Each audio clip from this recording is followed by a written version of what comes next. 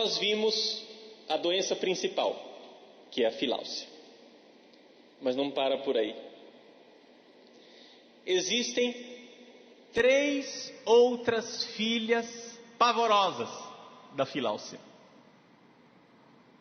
São os chamados pecados gerais, ou seja, as doenças primárias. As 3 doenças que são descendentes diretas da filáusia. São exatamente as doenças com as quais o demônio tentou Jesus no deserto. Quais são as 3 tentações que Jesus teve de enfrentar no deserto? Primeira tentação. O diabo disse assim para Jesus: se és filho de Deus, manda que estas pedras se transformem em pães. Esta é a primeira tentação. A tentação da gula. O nome em português é gula.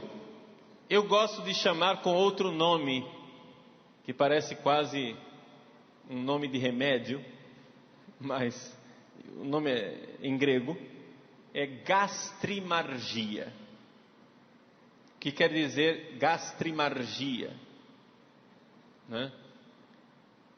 Gastrimargia quer dizer a loucura do estômago. É a loucura do estômago. Procurar a felicidade no prazer de comer, comer, comer, comer, comer. Vejam como a gente pode notar que no pecado da gula existe, na gastrimargia, existe exatamente essa tendência da filáusia, de autodestruição. Todo mundo gosta de batata frita. Batata frita feita com gordura hidrogenada, então, é uma delícia. Beleza, ela fica sequinha, não fica encharcada de óleo, bonitinha, crocante. Uma beleza. Já ficou com fome agora? Batata frita com sal, alguma coisinha assim, né? Oh, beleza. Mas faz mal à saúde. Não somente porque tem colesterol, mas porque a gordura hidrogenada é um veneno. E nós gostamos. Então, vocês vejam como a gula, a loucura do estômago, nos conduz à morte. Quantas e quantas vezes os pacientes têm que ouvir dos médicos: olha, você tem que controlar sua dieta, você está fazendo mal a você mesmo, você está acabando com sua saúde, olha a sua forma de se alimentar. Por que você, ao invés de comer batata frita com gordura hidrogenada, não come a batata cozida? É menos gostoso, né? Mas é mais sadio. Aqui no Mato Grosso, nós herdamos dos paulistas a mania de comer tudo refogado. É tudo refogado. O arroz, antes de fazer, é frito. A carne, antes de cozinhar, é frita. Tudo é frito antes. Beleza, fica mais gostoso, padre. Fica, não tem dúvida. Colesterol lá em cima. Gastrimargia.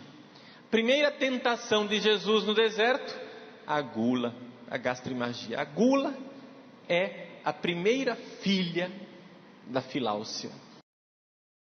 Qual é a segunda filha? Vejam só o que é que o tentador diz para Jesus.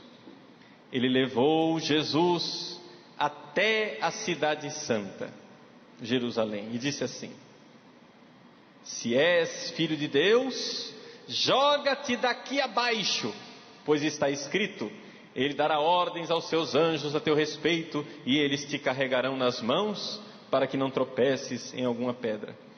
Olha só, o demônio gosta de citar a Escritura, né? Já a segunda vez que ele cita a Escritura. Essa é a versão de Mateus. Na versão de Lucas, essa tentação vem por último. É uma questão de ordem. A ordem dos tratores não altera o tombar da terra, né? Essa tentação é a tentação da vanglória. Uma glória vazia. Joga-te daqui de cima, faça o seu show, né? Mostra que você é o tal. Mostra que você tem poder, você tem a força, que você é especial. Ah, você é único. E assim nós caímos na vanglória. E a vanglória também nos destrói. Também ela nos destrói. Eu gosto de algumas poesias de Fernando Pessoa. Fernando Pessoa não era católico, ele era gnóstico. Mas nem por isso a poesia dele deixa de ser boa. É só você saber com quem você está lidando. Uma pessoa um pouco negativa, depressivo, com tendência ao suicídio, etc, etc. Mas tem a genialidade da poesia. E uma das poesias de Fernando Pessoa, ele diz assim: eu já encontrei muita gente, não encontrei nunca quem tivesse levado porrada. Em que sentido? Que levou alguma decepção na vida, quem conseguiu, quem foi desiludido, quem se deu mal na vida. Não, são todos gênios. Ao meu redor só tem gênios. Eu sou o único que não dei certo na vida. O resto é tudo gênio. Ó vós gênios, meus irmãos. E ele ironicamente, certamente em algum lugar existe alguém que pensa de si mesmo e diz assim: tal coisa que eu vou fazer vai resolver os problemas do mundo. São gênios, mas são tantos que não podem ser todos gênios. Esse é o problema. Todo mundo se acha gênio, mas na verdade a grande maioria é medíocre. Nós somos medíocres e nos achamos gênios. Andamos nesse mundo como se fôssemos deuses, como se fôssemos especiais, únicos, irrepetíveis. Vejam como isso está em nós no dia a dia. Quer ver? Quando acontece alguma coisa ruim com você, você vai para Deus na sua oração e diz: por que eu, Senhor? E por que não? Você ouve todos os dias no jornal desgraças muito maiores do que a sua. Agora, veja o conceito que você tem de você mesmo. A desgraça pode passar na porta de todo mundo, na minha não, porque eu sou eu, né? Nós é outro papo, né? Claro, todos nós temos direito de espernear, né? Tem um escritor que costuma dizer isso em latim, né? Nós temos ius sperniandi, né? Direito de espernear. Todos nós temos direito de espernear. Ninguém gosta de sofrer. Eu só estou dizendo que nós temos um conceito muito elevado de nós mesmos. Na verdade, nós somos medíocres. Nós somos iguais aos outros. E esse conceito especial muitas vezes nos leva ao precipício. Joga-te daqui. Ou seja, não vai acontecer comigo. Quantas vezes a presunção produz os acidentes de carro? Andando a 140 por hora, um pneu pode estourar, o seu carro pode capotar. Mas comigo não vai acontecer. Isso acontece com os outros. É interessante como nós somos assim. Vejam a nossa presunção, nós somos assim. Comigo não vai acontecer. Mas pode acontecer. Estou acusando para vocês o meu pecado. Nós nos achamos especiais. Não pense que eu não estou sendo especialmente cruel com essa palestra, não. Eu só estou me descrevendo. Eu sou assim. Esse exemplo que eu tirei agora de andar a 140 por hora, é porque hoje à tarde eu andei a 140. Eu vim de lá de Nobres, pela estrada de Acorizal, Guia, etc. Está um tapete aquele asfalto lá, está uma beleza. Vamos embora. Não tem caminhão. Novamente a vanglória é uma filha da filáusia, é um amor desordenado de si contra si. Ou seja, eu me prezo tanto, eu me quero tanto bem, que eu sou especial, e essa presunção me leva ao precipício. E isso pode acontecer também ao contrário, atenção, hein? Porque isso pode acontecer também de cabeça para baixo. Existem as pessoas que se acham especiais na bondade, mas existe também quem se acha especial da maldade.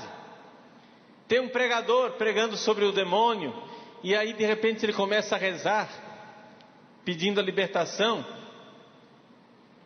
20.000 pessoas ouvindo a palestra, e a fulana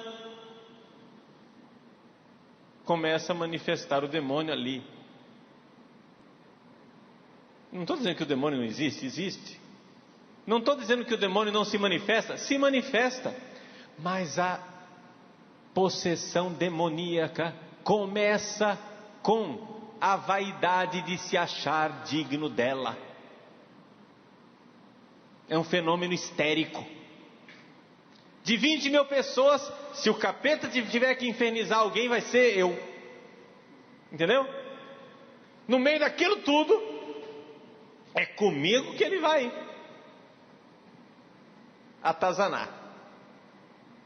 Porque a pessoa se acha muito especial, ao contrário, de forma negativa. Se acha a mais miserável de todas. Também aí é dar importância demais a você mesmo.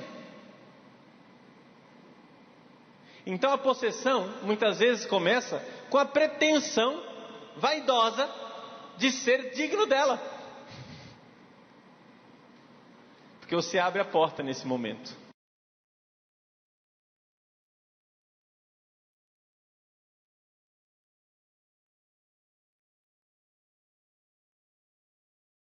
Ao invés de nós simplesmente dizermos a respeito de nós mesmos: eu sou medíocre, eu sou igual aos outros, nem especialmente mal e nem especialmente bom. Eu sou tão medíocre que não consigo ser original nem nos meus pecados, não consigo ser especial nem na minha maldade. Ter um conceito realista de si mesmo.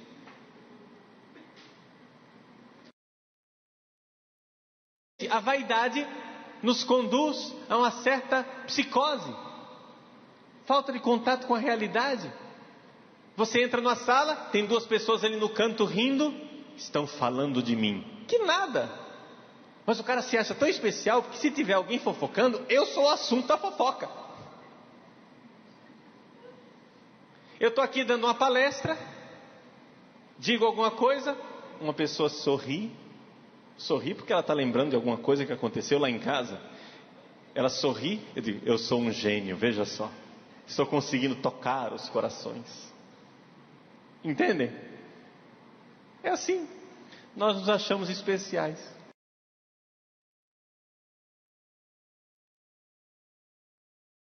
Primeira filha da filáusia, a gula, gastrimargia. A segunda, a vaidade ou vanglória, que tem um nome grego também, cenodoxia, com C de cavalo e depois X, cenodoxia.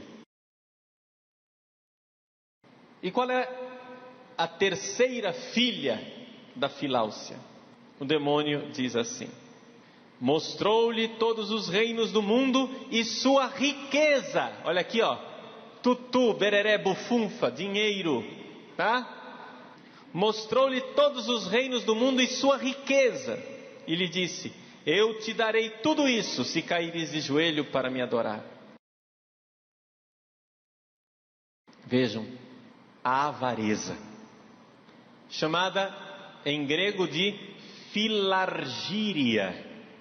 Filargíria quer dizer amor, amizade pelo dinheiro.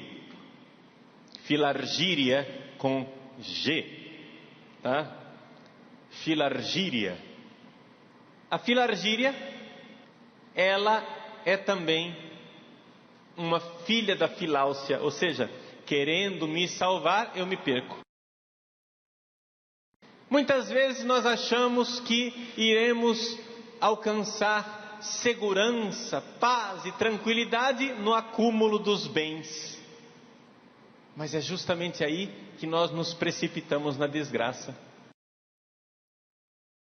Os santos padres nos recordam que o salário da filargíria é o quê? O salário da filargíria é o medo. Fulano compra uma Ferrari. Como não tem muitas Ferraris circulando pelas ruas do Brasil, não é? Todo mundo fica de olho e o ladrão vai em cima.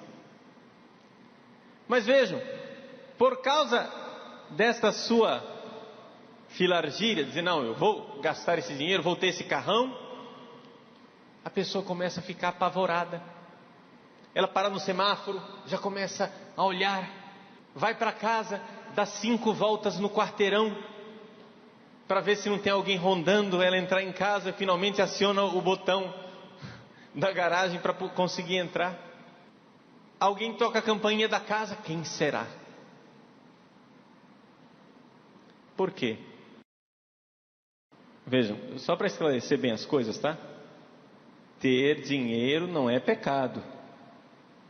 Se alguém aqui acha que ter dinheiro é pecado, por favor, eu vou livrar você dos seus pecados, você dá seu dinheiro para mim, viu? Que eu vou para casa feliz da vida, tá? Ter dinheiro não é pecado. Se você acha, eu estou recebendo dinheiro, tá? Ter dinheiro não é pecado. O problema não é ter dinheiro, o problema é a avareza. Ou seja, você fazer dos seus bens materiais a sua salvação, colocar neles a sua esperança. Eu tenho dinheiro, eu pago um guarda. Eu tenho dinheiro, eu ponho alarme. Eu tenho dinheiro, eu faço isso, faço aquilo. Mas quanto mais a pessoa investe em segurança, mais apavorada ela fica, porque se ela eliminou o problema do ladrão, aí vem o problema da inflação, aí vem o problema do investimento mal feito, aí vem o problema, a pessoa fica atarantada, fica assombrada, literalmente, por um fantasma, o medo. Enquanto felizes os pobres, não tem que perder, mas felizes se depositaram em Deus a sua confiança e a sua esperança.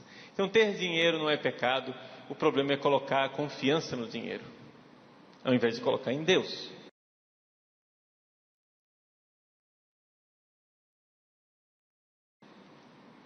Então vejam como estas 3 crias da filáusia, a gula, a vanglória e a avareza, destroem a nossa saúde espiritual e até a nossa vida.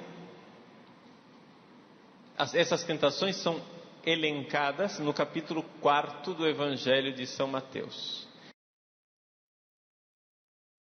Se nós virarmos a página do Evangelho de São Mateus, nós iremos encontrar no capítulo 6, 2 capítulos depois, as obras que a igreja propõe para a cura destas 3 doenças. Quais são? Para a cura da avareza, filargíria, a esmola. Jesus diz assim: tu, quando deres esmola, não saiba tua mão esquerda o que faz a direita, de modo que tua esmola fique escondida, e teu pai que vê no escondido te dará a recompensa. Desprendimento dos bens materiais. No mesmo capítulo 6, ele põe a cura para a vanglória. Qual é a cura para a vanglória? A oração. A cura para a minha vanglória é a glória dada a Deus. Eu me sinto muito glorioso, muito especial, na verdade eu não sou nada disso, eu preciso glorificar a Deus. Essa é a cura, essa é a obra que é necessário se fazer, rezar. Quando orardes, não useis muitas palavras como fazem os pagãos. Eles pensam que serão ouvidos por força das muitas palavras. E aí Jesus nos ensina o Pai Nosso. Pai, santificado seja o teu nome. Glorificar a Deus. E a cura para a gula, Jesus coloca no jejum. Quando jejuardes, não fiques de rosto triste como os hipócritas. Eles se desfiguram o rosto para figurar aos outros que estão jejuando. Em verdade vos digo, já receberam sua recompensa. Então vejam, aqui nós temos a esmola, a oração e o jejum, que são as 3 práticas quaresmais que nosso Senhor nos propõe, como uma cura para essas 3 doenças espirituais.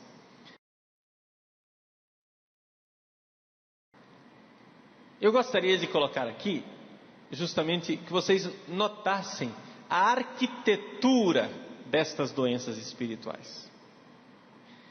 Que da filáusia brotam a gula, a vanglória e a filargíria. E destas 3 nascem as outras. Ao todo, são 8 doenças espirituais. 8 doenças espirituais, mas a filáusia não entra nessa conta. Nós já vimos 3. Faltam outras 5. Mas essas outras 5... elas derivam exatamente dessas 3 doenças básicas.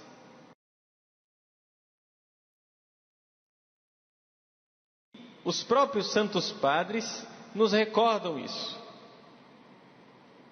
Eles dizem assim, vou citar um santo padre chamado Evagrio.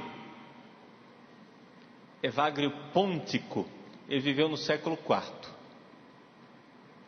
Entre os demônios que se opõem à prática da virtude, os primeiros que fazem guerra contra nós são aqueles que nós enfrentamos no apetite da voracidade, é a gula.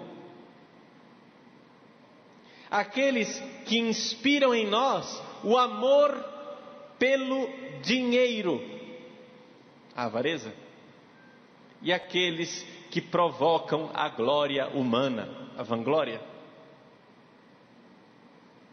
Vejam só, esses 3 males que são os básicos. Todos os outros vêm depois deles e recebem destes 3 males iniciais a sua força. Então, se você foi ferido por esses 3 males, você será de todos os outros. Ou seja, quais são os outros? Por exemplo, filho direto da gula é a luxúria, os pecados contra o sexo. Filho direto da vanglória é o orgulho. Mas vanglória e orgulho não são a mesma coisa? São parecidos, mas são diferentes. Nós iremos ver a diferença entre eles. Se você tira de uma pessoa, se você está querendo tirar da pessoa a comida, ou o sexo que ela quer realizar, ou o dinheiro que ela quer ter, ou a glória que ela pretende ter, se você tira esses ídolos, esses 3 males, ela pode reagir com raiva, e aí nasce a outra doença, a ira.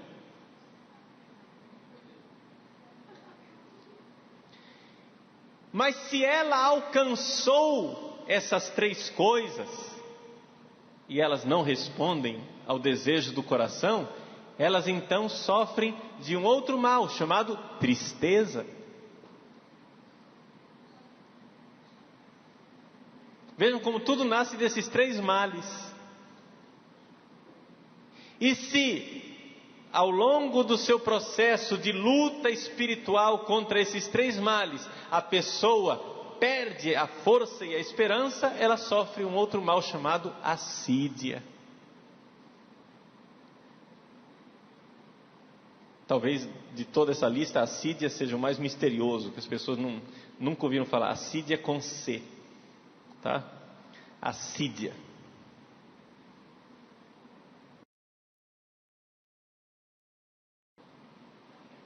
Então vejam, esses são os 8 males, não é?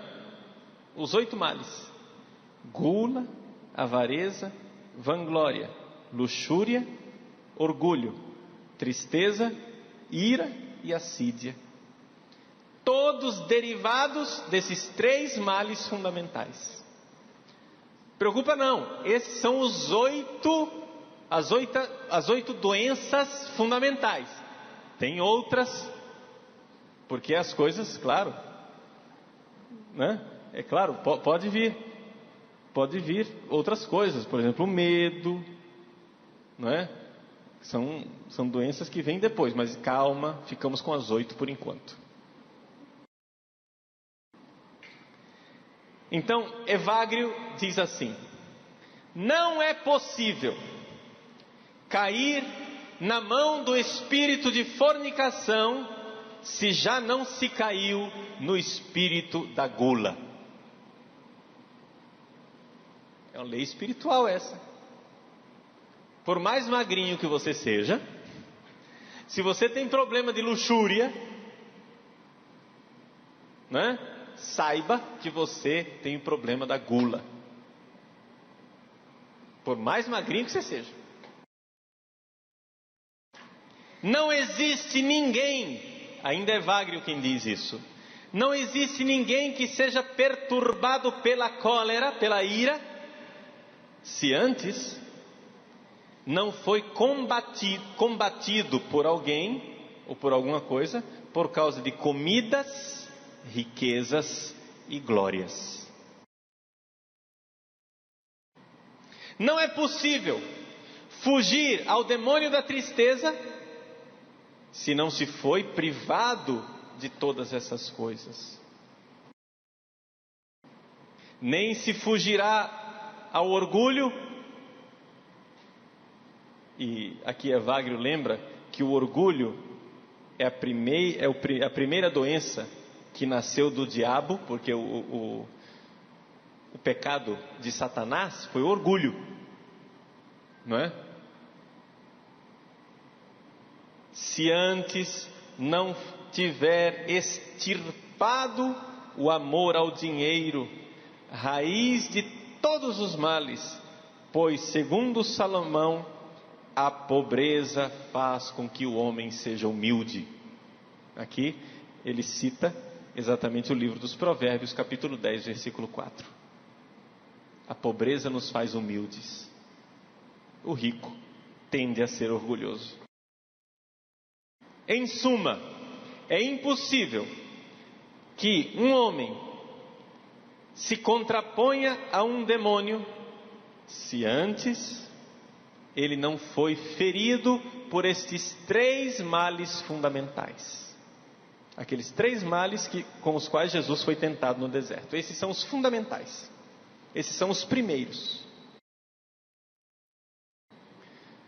Por isso, são estes 3 pensamentos maus: gula, avareza e vanglória. São esses 3 pensamentos que o diabo propõe ao Salvador no momento da tentação. Primeiro, pedindo que as pedras se tornassem pão. Depois, prometendo o mundo, se caindo por terra, ele o adorasse. E em terceiro lugar, dizendo que se tivesse obedecido, seria glorificado. E se caindo do pináculo do templo, ele não sofreria nenhum dano com tal queda. Nosso Senhor, mostrando-se superior a tudo isto, comandou ao diabo que se retirasse. E nos ensinou assim, que não é possível expulsar o demônio, se antes não desprezamos estes 3 pensamentos: gula, avareza e vanglória. Este é Evagrio Pontico, monge do século IV. Então vejam como é importante, neste curso de doenças espirituais, nós compreendermos que nós não estamos aqui para inventar um caminho para a nossa cura. Este caminho, ele já foi trilhado por uma numerosa multidão de santos e santas antes de nós. Tudo isso que eu estou ensinando nesse curso serve para diretores espirituais orientarem os seus dirigidos. Tudo isso serve para nós compreendermos que não basta você ir lá procurar o padre e se confessar. Quantas e quantas vezes você já se confessou dos mesmos pecados 300 vezes? Mas o que acontece? O pecado foi perdoado, mas a doença continua lá. O problema não é o pecado. O problema é a doença, a tendência para a maldade que está em nós. Então, meus queridos, essas 3 doenças fundamentais, estas 3 doenças básicas que estão na nossa alma e são filhas primogênitas da filáusia, são aquelas 3 que nós devemos primeiro combater. Por isso que a igreja, na sua sabedoria, na escola de santidade, que é o ano litúrgico, nos propõe o jejum, a esmola e a oração como remédios todos os anos. É extraordinário ver o quanto essas coisas que são bem antigas, que parecem irracionais, parecem coisas assim antiquadas, fora de moda, são na verdade caminho de santificação para todos nós. Se nós soubéssemos apreciar mais a riqueza extraordinária desses 2000 anos de tradição da Igreja Católica. Você não precisa, meu irmão, minha irmã, pegar um facão e abrir uma picada no mato para você inventar o seu caminho. O caminho já está inventado. Já está pavimentado, asfaltado bonitinho, pronto para você. Você recebe o mapa e vai. Qual é o mapa? A tradição da igreja.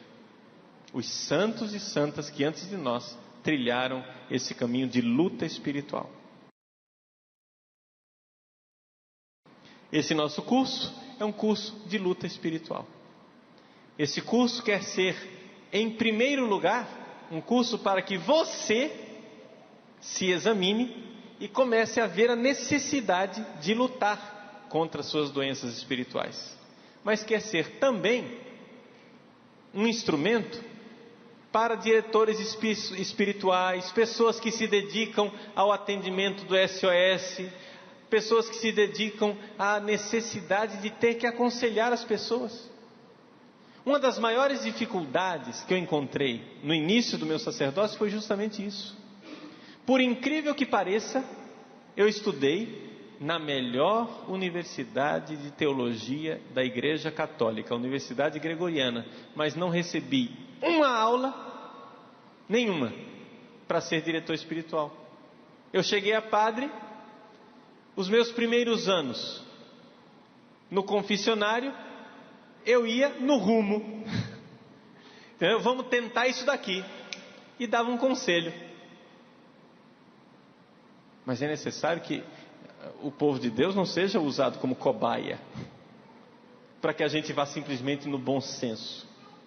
Outros já trilharam o caminho antes de nós. Vamos aprender da tradição da igreja. Vamos aprender a cura espiritual de outros que se santificaram. Então, por isso, esse curso é importantíssimo para seminaristas e diretores espirituais. Não é? Então, principalmente as pessoas que seguem esse curso através da internet, saibam, divulguem o site, não é? Para que as pessoas, principalmente os seminaristas e padres jovens, tenham acesso a uma formação substancial, para que o povo de Deus encontre numerosos médicos que saibam o caminho da cura que a igreja tem para nos propor. Obrigado.